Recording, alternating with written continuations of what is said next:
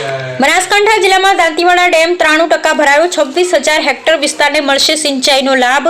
ભારે વરસાદથી દાંતીવાડા ડેમ સમૃદ્ધ, શિયાળુ અને ઉનાળુ પાક માટે આશીર્વાદરૂપ, તેવું કલેક્ટર શ્રી મિહિર પટેલનું કહેવું।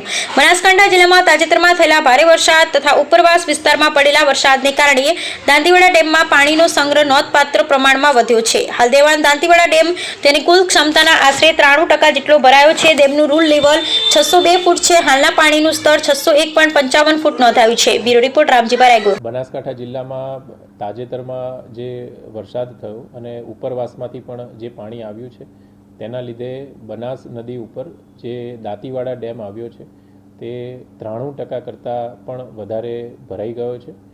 602 ફૂટના રૂલ લેવલની સામે હાલમાં 601.55 ફૂટ પાણીનો જથ્થો આવેલો છે।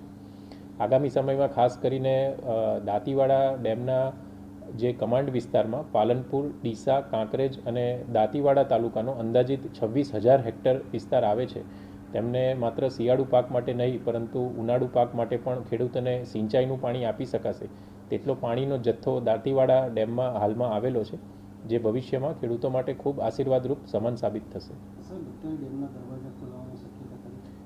હાલમાં 93% જેટલો ડેમ ભરાયેલો છે અને ડેમ મેન્યુઅલ પ્રમાણે જે પણ સૂચના આવશે તે મુજબ અગાઉથી જાણ કરી અને જો ડેમના દરવાજા ખોલવાની જરૂરિયાત જણાય તો તે મુજબની કાર્યવાહી કરવામાં આવશે।